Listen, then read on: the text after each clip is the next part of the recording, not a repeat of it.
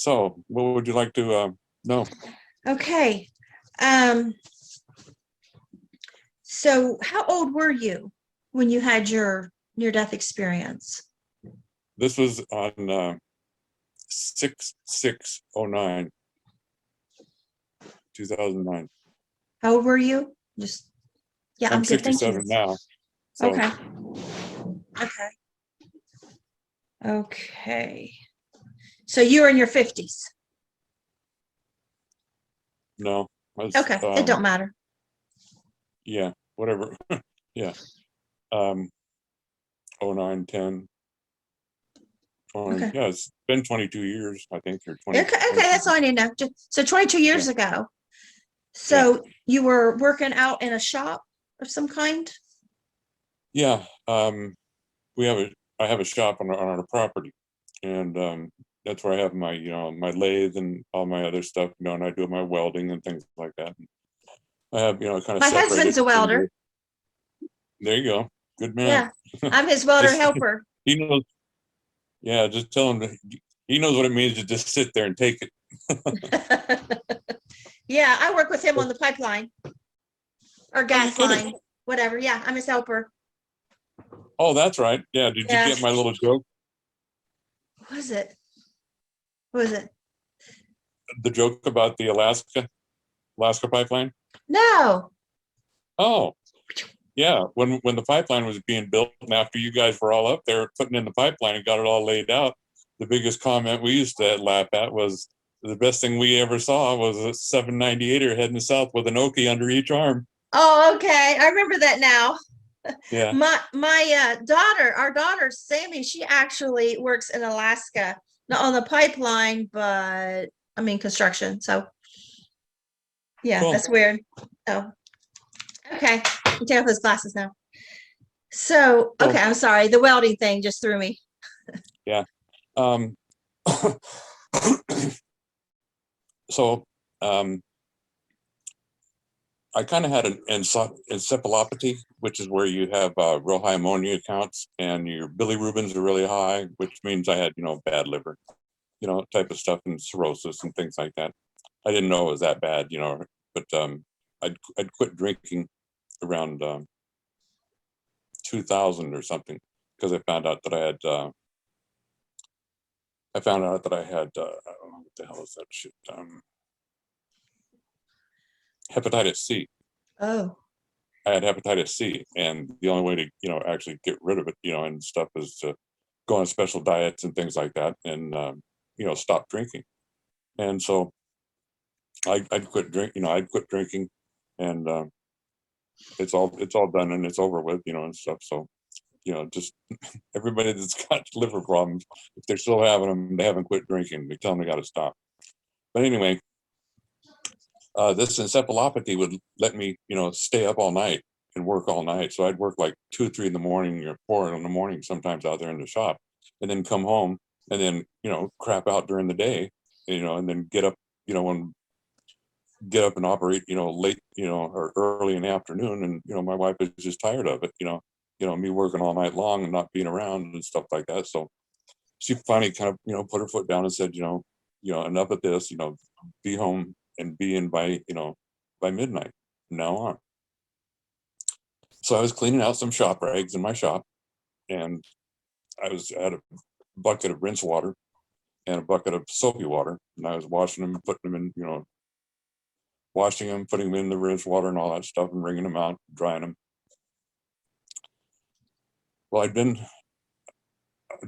over probably for maybe half an hour or so, something like that. It was a fairly good sized pile of rags, and to get all this done.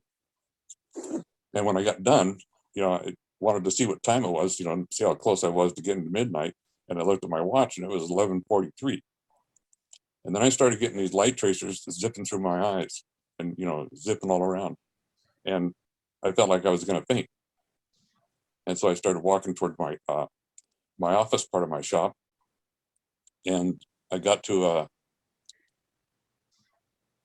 door jam, and I remember bouncing off of that and ricocheting off of a filing cabinet and knocking it over. And So you were passing out. yeah, and when I went down, I ended up just going flat out on the concrete floor, face down. Never felt a thing, and then I felt like I was being whisked sideways. I felt a slight breeze on my face, and almost, not really for sure, but it felt like I was going sideways. It felt like I went right out through the wall of the shop, and I ended up in a dirt void, a black void. The dirt that I was in, it was really fluffy, and it was like vermiculite potting soil. You know what that is? The stuff with all the little mica in it, the little shiny things. Okay, that stuff. It was really light and fluffy, but nothing was getting in my eyes, my ears, my nose, my mouth, or anything.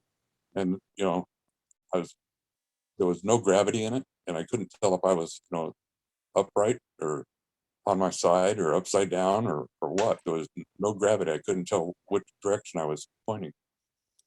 And hope my camera isn't getting too shaky here. But Are you aware that Eben Alexander, he was in, like, he calls earthworm view in the beginning of his NDE? yeah, I take Eben Alexander with a grain of salt, Okay. because on the near-death experience group, there was a guy that was on there who actually wrote the book that he published Oh no, that guy's a nut. 6 years before. No, that guy's a Huh? nut. He is a nut. Trust me. That guy is a nut. He has harassed me. He is completely off the wall. He had the copyright of the book. No, he don't. He just runs his mouth. Oh, you're kidding? He just runs his mouth. I could tell you the whole story, but he is a nutcase. Don't believe a word he says. He's horrible. Okay, that changes my mind. Yeah, Yeah, I can tell you later the whole thing and how I know to tell you that, but he's a nut job. Okay, thanks. I appreciate that. Mhm. Um, yeah, I've read probably like 54 books, I think, total, and all of them. I haven't written them down or all that, but all the near Destiny of Souls, Journey of Souls, Moody's books. I mean, you name them, all up and down. If they're really religious, I usually just back them up. But my wife actually read 10 of the. I had her read 10 of the best ones that I thought were the most accurate for me, That's and supportive. let her read them so she could find out what the hell happened to me and where in the Good. hell did her husband. That's good she did So that. A lot of people won't yeah, take that interest. it's saved our marriage, for sure, by her That's doing good. that. But anyway, I get in this dirt void, and it was warm. The dirt was very warm, and it was really fluffy. Um, I remember nothing getting in any of my orifices or anything like that. And so while I was trying to figure out what position I was in, I took my left arm and I reached out to grab my right arm, and I never felt it. So that's pretty much when I figured out that I didn't have one or both or nothing, and then I was pretty much dead. Yeah. But the dirt was so warm, and the love that I felt, wasn't just the kind of, oh, I love you type of love. I mean, it was powerful love. I mean, it was, there's more to life love. There's more to, what you're experiencing isn't nothing type of love. I mean, it was immense. I didn't know how long I was in there. I figured I was in there for quite a while. I remember a couple of times I counted, 1001, 1002, 1003, and I remember getting up to like 15 or 16 a couple of times, or maybe 3 times. And Why so was you doing that? What was your thinking? Just how long how will I long I was hear? there, Okay, gotcha. how long is this going on? And after about the third time I did it, um, I think I was going up to like 30 or 16, and I think I got to 30, and then I just quit. And I was just so enraptured by the love, and it was just so warm. I just, I just laid there and just kind of hugged it. I felt like I was hugging it. And then all of a sudden, just like a flip of a switch, I was back inside my shop, on the same side of the shop that I was washing the rags on, except this time I'm up at the ceiling. And when I come through the wall, I can notice that I can see everything. I could see frontwards, backwards. I could see down below me what was going on. I could see myself coming close to the top of the ceiling. Um, I got to the door jamb, and I could see what all the damage I'd done, with knocking over the filing cabinet. I remembered all the invoices. I remember seeing the colors of the invoices. I mean, everything started getting very precise about that time. I mean, very precise. I can almost remember some of the names on the invoices, the colors of some people give you the pink copy, other people give you the yellow copy, and some people give you the white copy, and I could see all of those, and I almost knew which ones were which. My office chair was tipped on its back, and I looked down, and I could see myself laying on the floor, face down. I could see that my glasses were broken. I could see, I couldn't see, but I had a cut on my eyebrow, kind of a smack on my cheek. There was a tooth laying there, and it was a pile of blood coming off of, uh, off the side of my face. How did you feel about that? My face, Seeing it. the left side of my face was cold. It was very cold, and the blood that was on the concrete was all dry. I mean, it was completely dried. So you could But feel your face was cold and you was up looking like two places at once. no, Oh, I'm sorry. okay. When I saw myself on the ground, I was looking at myself, and this is what I'm observing while I'm standing there. While I'm floating in the air. I'm looking down, and I'm seeing myself. I'm just describing what I could see myself as, and Oh, your all the face damage. looked cold. Like you looked at your face and you thought your face is cold. The cold comes in a second. I was I'm just jumping sorry. ahead of myself. But when I was looking at myself, all of a sudden I felt like I was being drawn, not pushed or not pulled, but I was being drawn. It was like magnetics, and it was pulling me to the back of my head. And as soon as I, or the spark, or whatever it was, whatever had my eyes and my sight, as soon as it went to the back of my head, I felt the side of my face get ice cold. The floor was cold. And then as soon as that happened, I heard these, about the same time, maybe one was first, maybe the other one was second, but I heard this voice that said, "Come off of the floor." And these huge hands, I mean, they were wide, they were wide like pancakes. I mean, they weren't thick, but they were very, very big. They slid underneath my torso, and they raised me to my knees. So they like wanted you back out of your body. It's not like you was out of your body, you went back in your body, and this wanted you out of your body. Yes, as soon as once I came around the corner of the shop up by the ceiling, and saw everything, all the damage and stuff, and I saw myself down there. I only had maybe a second to look at myself, just stare at it, stare at myself laying on the floor before I started getting pulled back in. And then once I got pulled back in, I heard this voice that said, "Come off of the floor." And then I felt this hands go underneath me, and it raised me to my knees, and I reached out my right arm and I set it down on my desk so I could steady myself, and I turned to my left to see who picked me up, and there was no one there. So while I was sitting there and I'm looking at that, I realized that I also crapped my pants, because, well, when you go, you go. So I realized that, and then I started thinking, I wonder how long I've been out. So I looked at my watch, and it was 7 minutes after 2. I've been out of body for 2 hours and 18 minutes. So anyway, I get all cleaned up, jumped on my clothes, and threw on a pair of coveralls. And I headed on up to the shop, headed on up to the house, jumped in the shower, threw on a pair of sweats. My wife had no idea what was going on. We used separate bedrooms because she uses a CPAP machine and it keeps me awake. So we used separate bedrooms. So she didn't even know what was going on. I get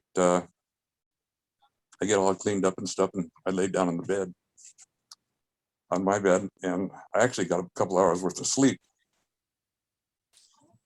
Then all of a sudden I felt my mouth was, filling up full of water. My mouth started running, like right before you get sick. Mm-hmm. You're gonna get sick and your mouth starts running. So I jumped off the bed and I started running, towards the bathroom. And all of a sudden these light tracers started flying in front of my eyes again. So I thought, oh no, I'm gonna pass out. I'm gonna pass out or something. And so I sat down on the chair and I yelled at Polly and I said, hey, get me a pot. I'm gonna get sick. And well, how come you can't? I said, I can't see. And so she grabbed me a pot and brought it to me and gave it to me, and I got sick, and it was all blood. Apparently, what had happened is being bent over for so long, and being a outstanding drinking champion from Alaska, for all those years and all that stuff. When I stood up, I blew the outside vein off my liver, and I was in the bedroom or back in the shop? In the shop. Gotcha. When I stood up from the buckets and checked my watch when it was 11:43, that's when the vein blew. And so I was bleeding out and I was trying to sit down in my chair, and I ended up on the floor instead and being in the void. So she panics, after she sees me, get sick, throws on her sweats. We jump in her rig, zip to the hospital, which is kind of our little podunk hospital. It's not a very big one. Her rig, she's a welder too. There, they just, pardon me? Her rig, she's a welder too. What was that? Her rig, she's a welder too. You got in her rig. Rich? Rig? Oh, yeah. She's a welder too. In her vehicle. Gotcha. No, we you got use her, that as a term for vehicle. Okay, sorry. So we got in her vehicle, so I couldn't drive. So she's driving.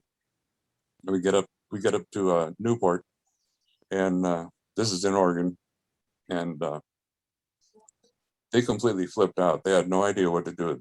I mean, I was such a they knew the blood was going someplace, and they didn't know how it was coming out and why I was throwing it up. They couldn't figure it out. Well, through taking years worth of Advil and stuff like that,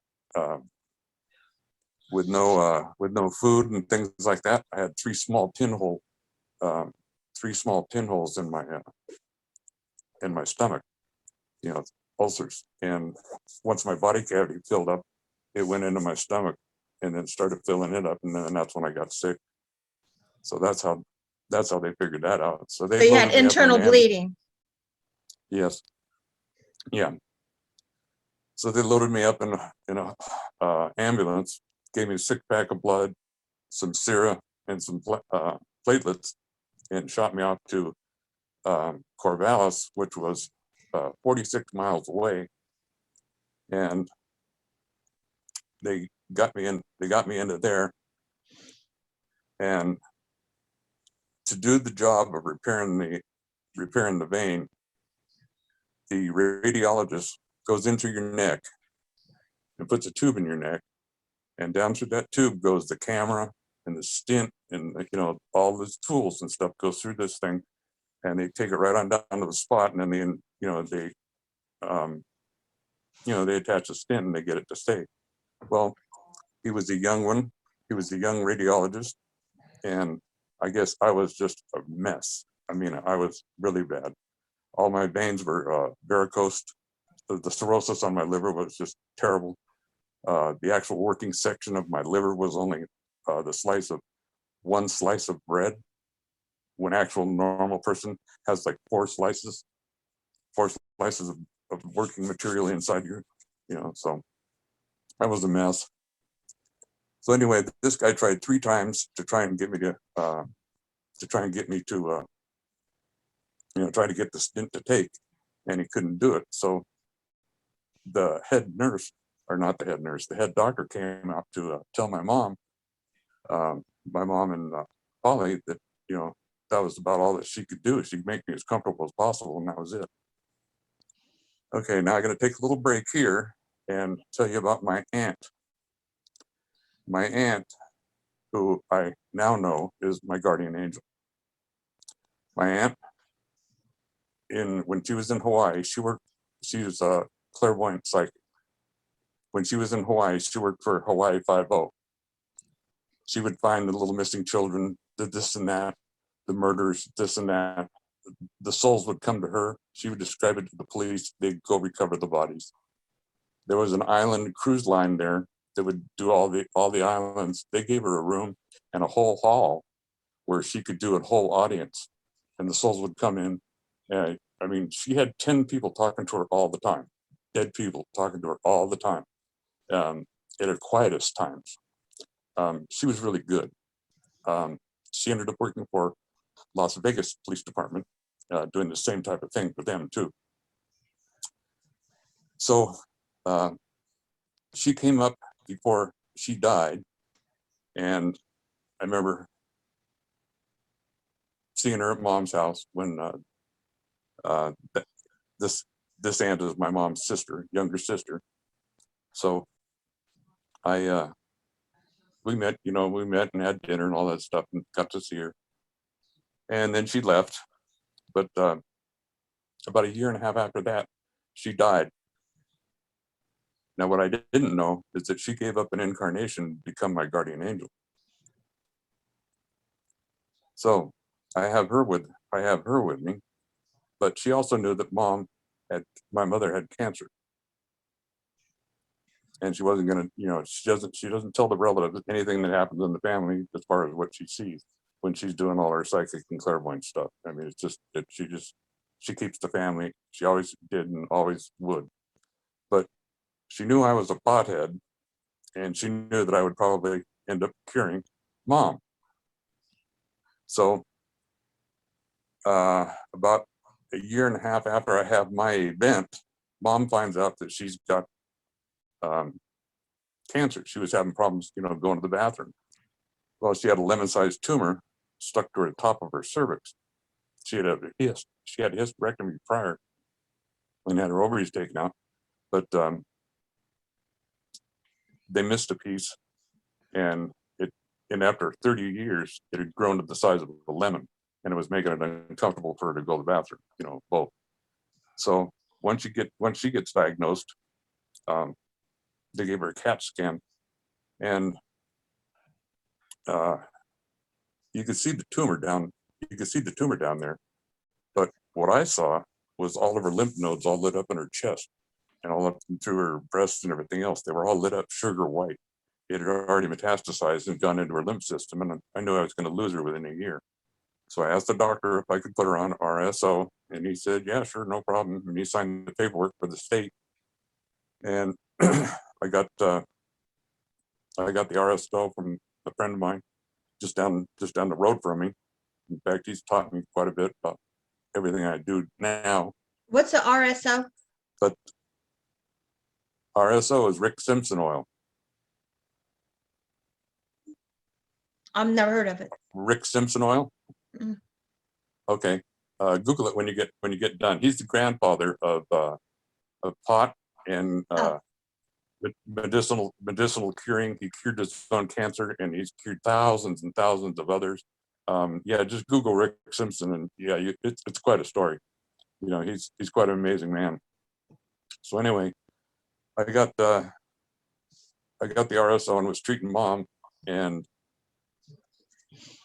4.5 months when she went in for another treatment actually there was another one. She went down, had another CAT scan and stuff, and they wanted to check her out because she wouldn't do chemo, but she would do the radiation. She figured if they could shrink it enough, maybe they could go in and get rid of it. Well, when the doctor looked at it again, he said, I don't know what the hell you're doing. He says, but whatever it is, don't stop, because I know this radiation isn't doing it like this. He says, whatever you're doing, don't stop. And so, make a long story short, 4.5 months later, mom was cured. Yay. I didn't even get my paperwork back from the state yet, and I already had mom cured. So, Wow.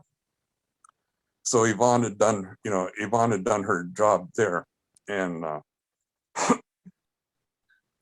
so now Yvonne's with me, and Yvonne knows what I'm doing. Okay, now back to the hospital in Albany. When that nurse came out and said that all that she could do is make me comfortable as possible, she went in and, first she asked my wife how long she'd been drinking. And she said, well, he hasn't had anything to drink in 8 years. And she says, oh my goodness. And she says, what about smoking? He says, well, he only smokes like 2 cigarettes a day, if that. And she goes, oh my God. So she went in and she got a hold of the head of the gastrointestinal, ward there up at OHSU in Portland. And he said, take a picture of his liver, see if he's got any tumors on it. And if he doesn't, put him on my roof.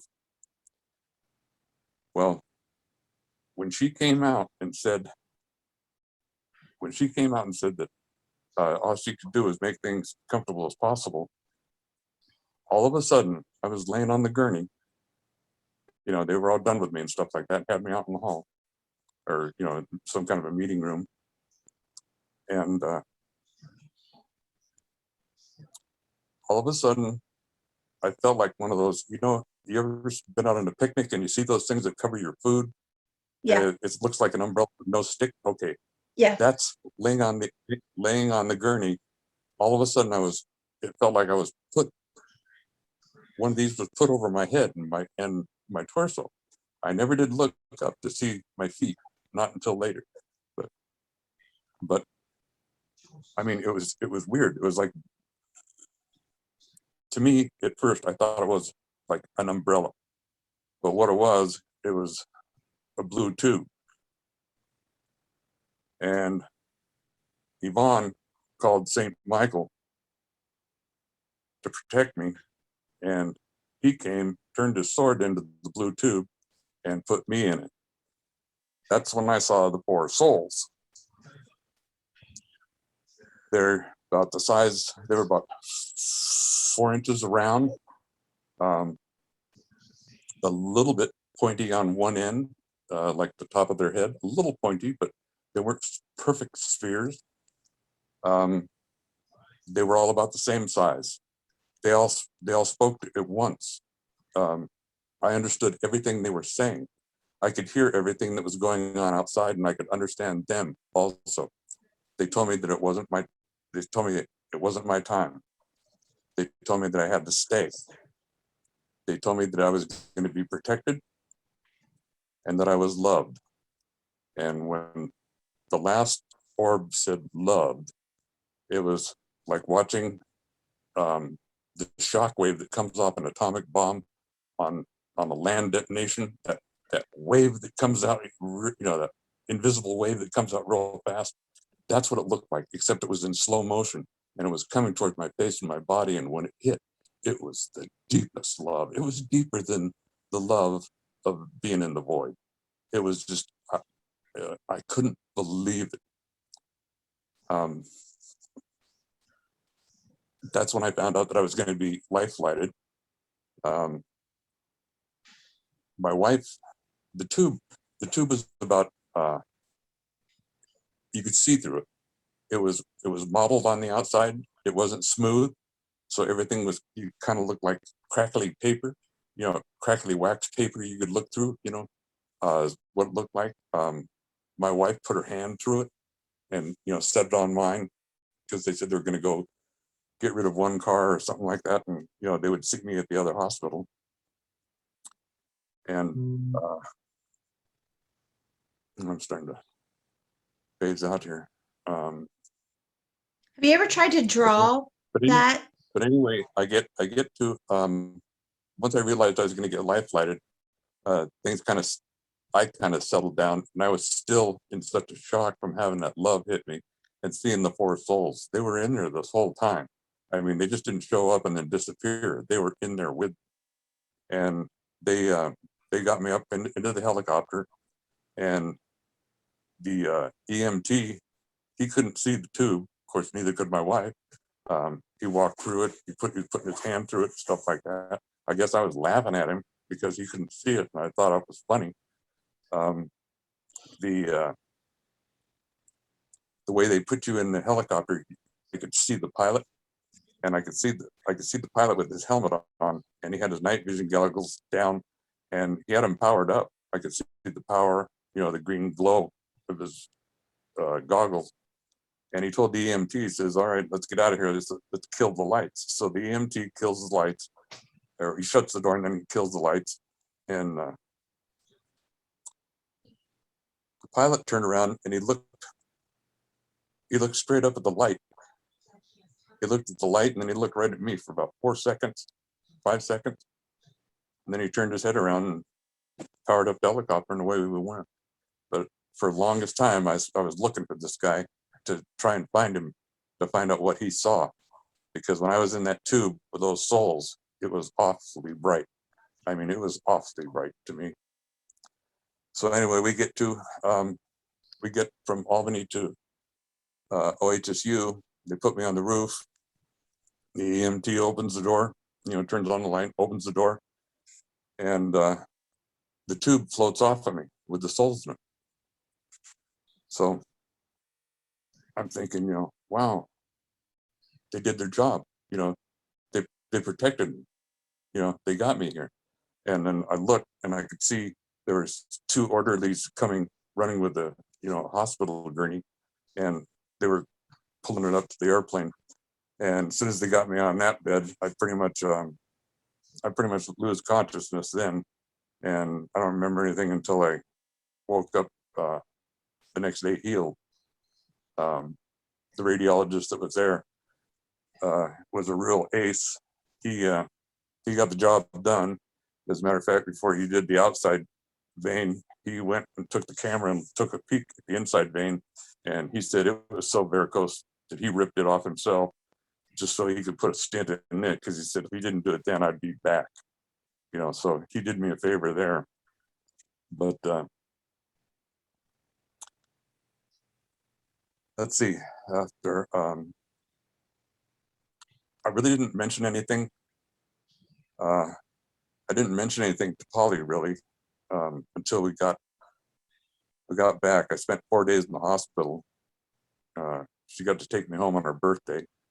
It was a nice birthday present for her, I guess. But I'm not sure if I mentioned anything on the way home, or if I waited until I got home. And then I told her about the voice that I heard, and that someone picked me up, and that there was no one, there. And I told her about the void. The rest of it, it took a few minutes for the rest of it to all settle in and how it all went. Once I got mom cured with her cancer, it was about a month afterwards. I was watching her. I'd go to the house every day, and I'd look at her, and I could see the color coming back into her face and her cheeks and her lips and stuff like that. And she was looking nice and getting a lot of her her old attitude back. Well, when I was at the store, I was noticing I was at Fred Meyer's, and I looked, and I started noticing these women with these masks on. The mask there was a tan, almost like a plastic mask, and it would come down both jaw lines, across the chin and the mouth. Wouldn't cover the nose, but it would come across the mouth, and there was no mouth slit or a hole. I wasn't quite sure what was going on. I think I saw 2 or 3 the first time, maybe 5 the second time. Then it just I kept on seeing more and more. I couldn't quite figure out what was going on. Finally, one day, I walked by a lady, an older lady, and I just felt like I'd been hit with a brick.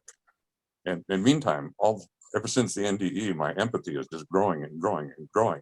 Um, I can't be nice enough. Love is starting to, just fall out of my pockets. I mean, it's hard. You know what it's like, or do you? Are you Yeah. an NDE? Oh yeah. Okay, then you know. Yeah, then you know what it's like. Yeah.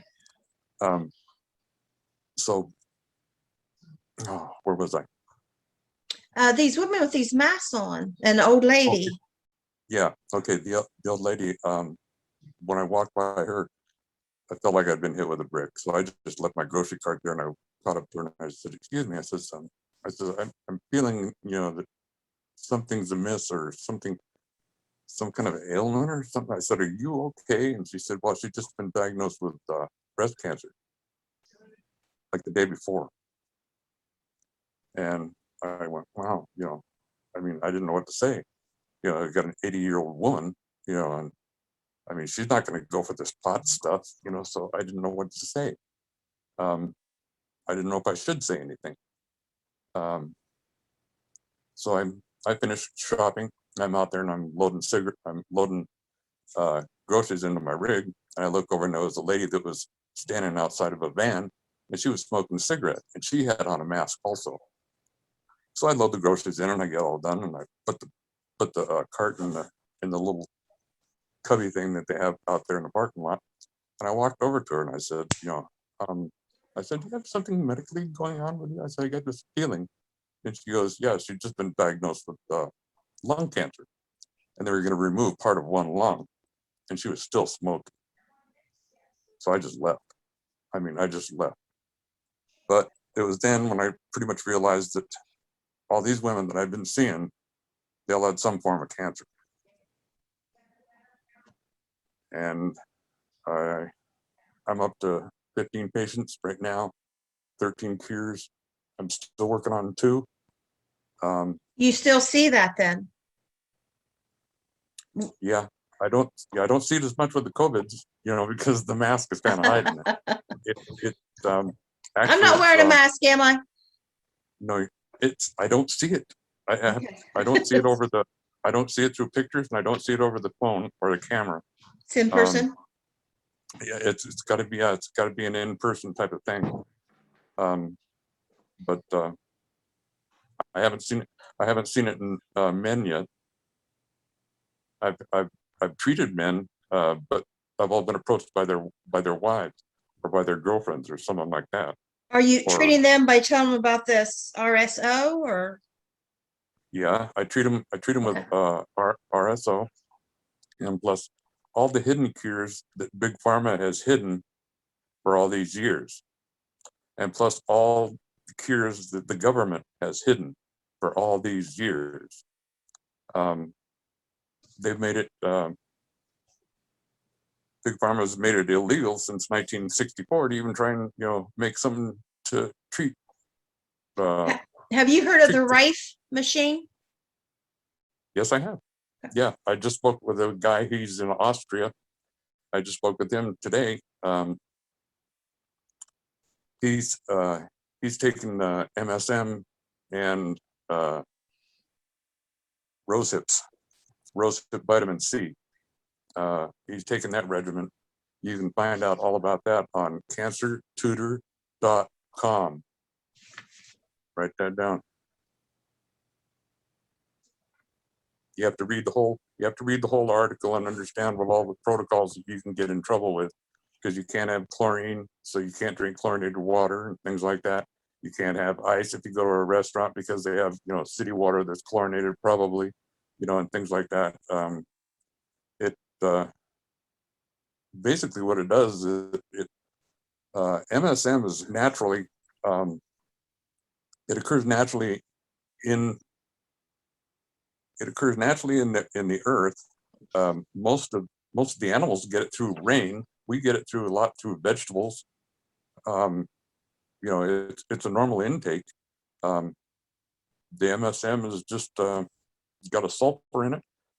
The cancer cell is acidic, and it seems to like the MSM because the water bonds with the vitamin C, except for the fact that the vitamin C changes the cell from an acidic cell to an alkaline, and it kills it.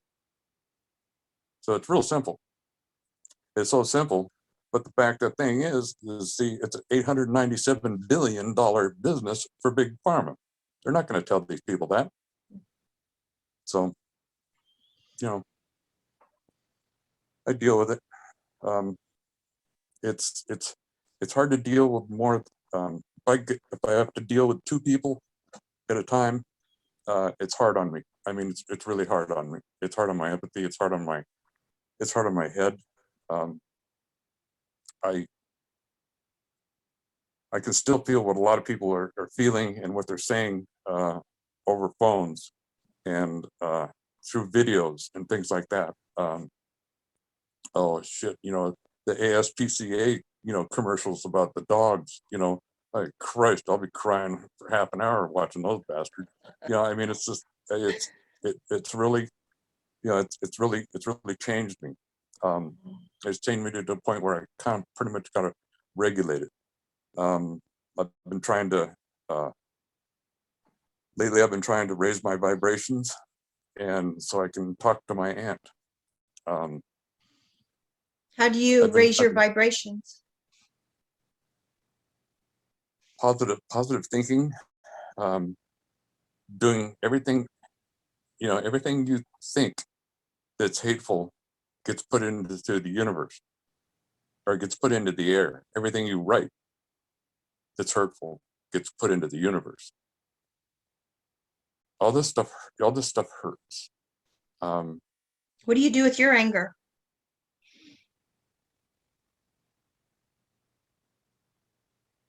I watch animal videos. I turn on some of my old 70s and 80s music.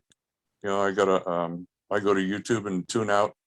I don't like I didn't like the election stuff. Yeah. It just drove me crazy. Mm-hmm. I still have a hard time with it. My wife likes it a lot more than I do. I just watch animals all day long or something, like that, Bronx Zoo or something, How have you placed your NDE in your life? Like, how do you wrap your head around what happened? What sense do you make of it? What conclusions, or do you? It's funny because I've been through, I don't know how many churches when I was young, like early in Hayward, California, and even, well, I don't remember Juneau. I left when I was one. I left Juneau when I was one. In Hayward, I can remember at least 2 different churches that we went to. Then we moved to Redwood City, and I can remember like 5 or 6 different type of churches, Baptist churches, this and that. When I moved up to Juneau, when I moved back up to Juneau, I was even going to a Catholic school because I'd go to Catholic church with the guys because if we went on the Saturday mass, we could go skiing on Sunday, and so that was the deal, and I'd go with them because it didn't make any difference to me, and I just didn't get to eat the wafer, type of thing. But I never really thought much about. I was kind of. I really hoped there was a God. I really did. I really hoped there was a God. As far as the Bible went, pretty much all I could remember from the Bible was the Bible stories. The Tower of Babel, this and that, the Golden Lamb. Some other ones, Hercules, or something. Just the various ones. But I started seeing psychics, and I ended up treating one. She had hairy cell leukemia, and I ended up curing her. And so I was getting readings from her and giving her a discount, and then she'd give me a reading also. So this was working out great. And one day I was showing her, I asked her if she'd give me a reading, and yeah, sure. So I pulled out a picture of my aunt, and that I keep with my business cards. I showed it to her and I said, "This is my aunt." She grabbed hold of it. She grabbed hold of it. She was, "Oh, let me." I was going to just show it to her and put it back in my little card file thing. And she goes, "Oh, let me see." And she picked it up, and they hooked up. They hooked up immediately. And so once I found out she could talk to her, and I knew she could because she was telling me things that only Yvonne would say. Um, I asked her if I could, bring a list. So the next month when I came by to drop her off her pills, her RSO pills, she agreed to the reading, and I sat down and I asked her. And some of the questions I asked, these are questions to Yvonne, and one of them I asked was, why was I in the dirt void for so long?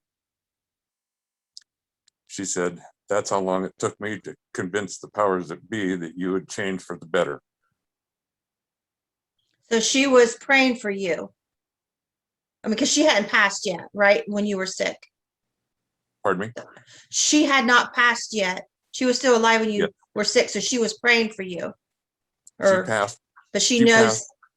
She passed a year and a half before my event and was my guardian angel. Got you. Okay. Yeah. Okay. Okay.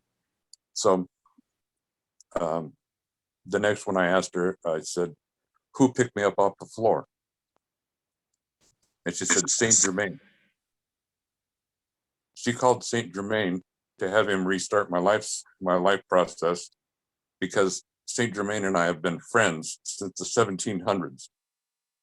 We've been friends. We've been buddies. I used to go to all his lectures. I used to hang out with him. We had all the same friends. This is what the psychic relayed to you, right? Yeah, this is what Yvonne was saying to to this psychic lady, right? Yes. Okay.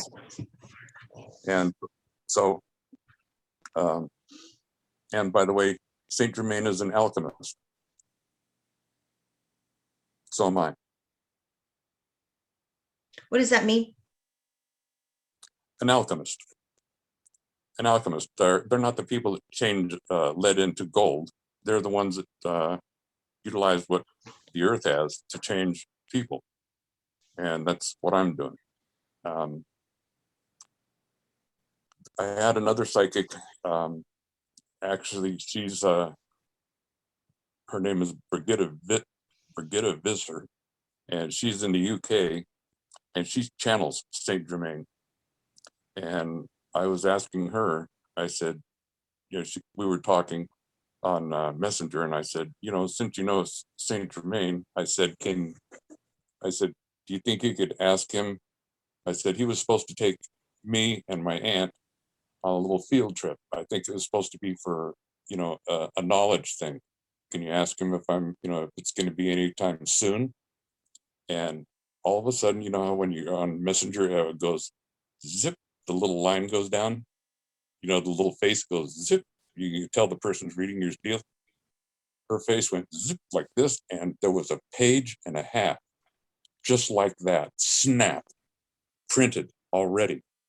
And it was just like, how dare you even think that you're even ready to do this and stuff? You were so, you're such a babe in the woods still and everything else. You haven't even, explored, yourself much, you're not even doing this.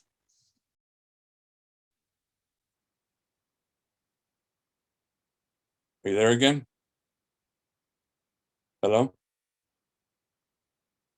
Hello? I'm here. Can you hear me? Can you hear me now? Yeah, we're back. I don't know what happened. I don't know what happened either. Okay.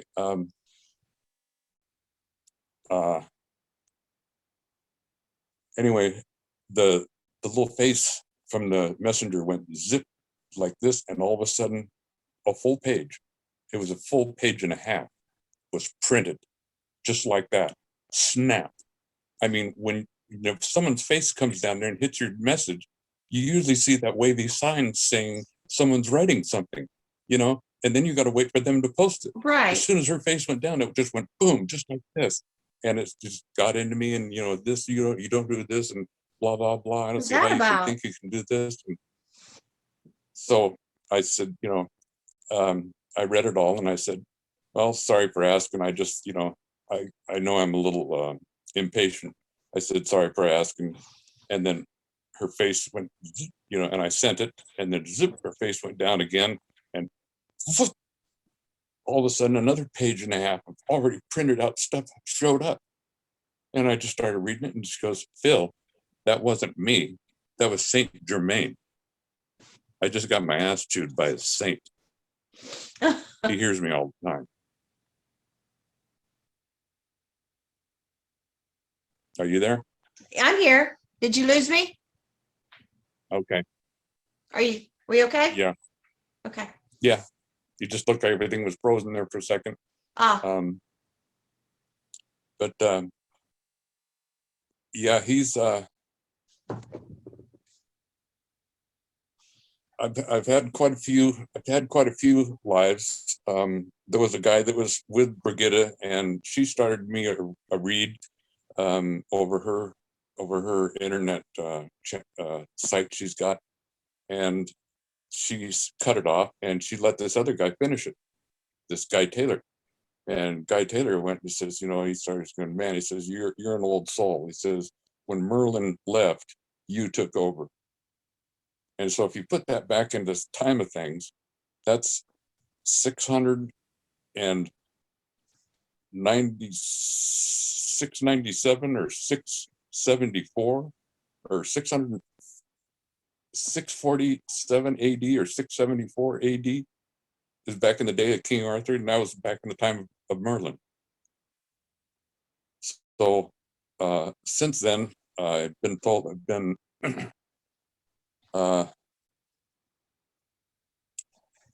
been seen as an Asian boy blown up by mine, an Asian woman with 3 children. I've been a Confederate soldier. Now, is this still coming from that psychic that talked to your aunt, or where's this coming from? I've had my past lives have all come from 2 psychics. Okay.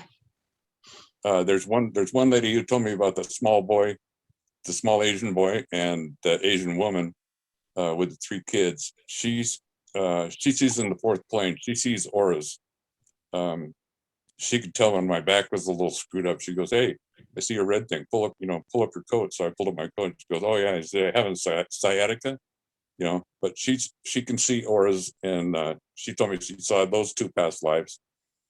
Another lady over in the UK said she saw me as a Confederate soldier. She could see me using the sword. I don't know whether I was Caucasian or not. Another woman. Go ahead. So do you feel like your NDE opened you up to these psychic ideas, spirits, because of I'm thinking orbs, but you called them like spears? Do you think that opened you up to that curiosity? It wasn't so much a curiosity. Whatever religion or beliefs I had, I was baptized Latter-day Saint, so I'm a Mormon. But when I saw the orbs inside the tube, I knew one thing. I didn't need a book or a building to tell me there's life after death. I knew that for a fact. Who do you think was when I was in the void, I pretty much knew that there was something past life, but not as sure as I was. Who do you think saved you? I mean, somebody obviously saved you. I mean, is this saints? Is it, I mean, what sense do you make of it all? I guess I'm not really clear. I believe what they're saying. I believe what she said about Saint Germain picking me up off the floor. I believe the other lady, by having her channel Saint Germain, and having him just rip me up. And that sounded so much like him. He's pretty comical. I've read everything I can find about him. She's right on the money. She's on the money. She's the real deal.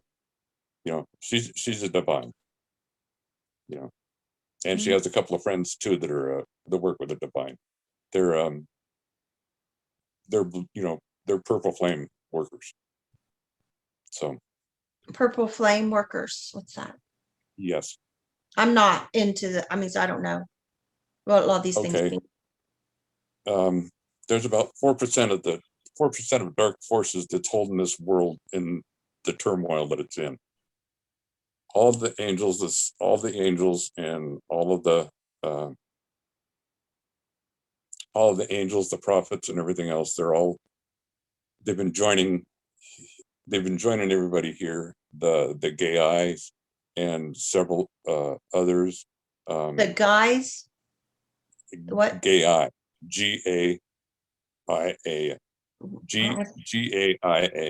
Gaia. I don't know what that is either. Okay, you can Google it and you'll see. Okay. They're evolved beings. They're evolved beings. They're higher than us. They're spiritual people. They are here. There's several people on.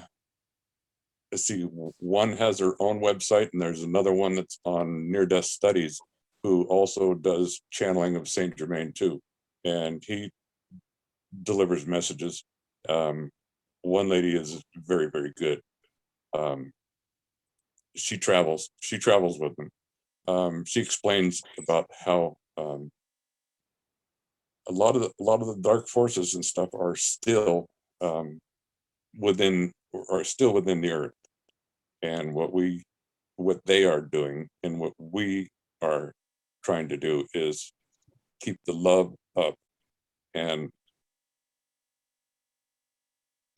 it will drive them out. It used to be a high percentage, almost like 14%. Now it's down to 4. I've heard even lower, to 3%. Of dark forces? Is that what you mean? Is that what you're talking about? Yeah. Oh. Yes. Yeah. It's driving it down. Yes, they can't. Everything that's bad, you hear. Everything that's evil, it's all being done by. It's all, you're being conditioned. You're being conditioned. Your reality is being conditioned to understand that you're supposed to fear some things and you're not supposed to fear other things. There shouldn't be anything to fear at all. Do you fear death now? Because of your experiences? Because of your experiences, do you fear death, or did you before, or? Well, this isn't my first NDE. I had one psychic tell me that I had a dry cleaning business when I was in Juneau, and I overdosed on some cocaine, and that's the only other time my face felt cold, and I was face down in the bathroom, overdosed on cocaine, and I felt that same coldness on my face. So when she mentioned that, I said yes, and she said, and plus there's 2 others, you may not remember them. And she said, I see a bathtub, and I went, oh shit, because that was my first one. I OD'd on heroin. I woke up in a bathtub full of water. Second one, no recollection at all. My mom thought I was dead. Any idea why? I mean, maybe I shouldn't ask. I'm not your counselor, but I mean, the alcohol. I assume alcoholism, drug abuse, alcohol abuse, at least. What was there something? I mean, you haven't done it. You haven't drank in 20 some years. I mean, so. Right. Did these experiences help stay off away from those things, or? Oh yeah, definitely did. Yeah, it changed me. It was a 180-degree turn. I mean, absolutely 180-degree turn. I'm not the same guy I used to be at all, really. I mean, at all. Yeah, my wife, like I said, my wife had to read, 10 of my best books that described me the best. And, I give her little pieces of paper with page numbers on it, and she'd make sure you read these pages, if nothing else, because you'll understand why I'm having you read this page, and that kind of thing. So that's how she understood. And that's how she got to see it. Me, I was just thirsty, and I just started reading and reading and reading and reading. I've Trying spoken to at understand IANS. it all. Yeah, and I've spoken at IANS up in Portland. I went up there and spoke at Jane's op-ed up there. Went up and saw PM Atwater. We were at a Skype there. She was having a hard time coming through, and she says, "Is everybody sitting next to the TV?" And says, "Yeah, we're right up front." She goes, "Yeah, move away." And so we all moved away, and then the Skype came in. She says, "Yeah, it's too much energy in too small a Yeah. space." Yeah. Yeah. So, but Well, yeah, she's an energy ball of fire herself. yeah, she is. She's a trip. She's a little hard to read, but she's very scientific. So, am I Okay. still on the air? Yeah. Those spears, I don't know. I'm just kind of stuck on them. Have you ever tried to draw them or paint or make them in any way? I'm just kind of curious what they look like. What they look like to you. Well, I saw I s- it's like a ball full of smoke almost, except it's not really. There's a semblance of a face, but not really a true face. I couldn't tell that two of them were in there. Two of the souls that were in there. One was my aunt Yvonne, and the other one was my dad's mother's husband, who I've never met. I don't even know his name, and I guess he's a spirit guide. But yeah, I've just been finding out different things. It's it's a learning process still. I'm still trying to get to the point to where I can get my vibrations up to where I can talk to my aunt. And I thought it was going to be a couple of years, and Brigitte said, "No, your vibrations are very high." He says, "It'll be before 2 years, trust me." So, Do you ever wonder why? and I've been Like going out. why you were rescued? I mean, because it sounds like a rescue. Like you were rescued Yvonne did it, so I would cure mom. because She knew I would take. her. She knew I would take care of mom. I don't think Yvonne knew that I was going to do what I'm doing now, but I think I think she helps me see some of the cancer patients that I see, some of the masked women I see. I think is through. I think with the help of her. That's very nice. That's what I feel. That's very nice. Okay, well, I won't take up any more of your day. So you were golfing this morning. That sounds No, I was fun. watching a golf tournament. Oh, you're watching I a was golf watching tournament. a golf tournament. Oh, okay. I got you. Yeah. I thought he was out golfing. Okay. No, no, no. Okay. I don't take my phone out golfing. Oh, well, I didn't know. I don't know these things. I don't golf, but it just I thought, oh, he's after the golf tournament. So okay. All right. Well, So is there any other questions? I'm trying to think if I don't think missed so. anything. I think I got a good handle on it. And if I do, I think the audience will. That's why I kind of interject and ask questions. If I'm not seeing it, maybe somebody else isn't. So I think I got a pretty clear picture.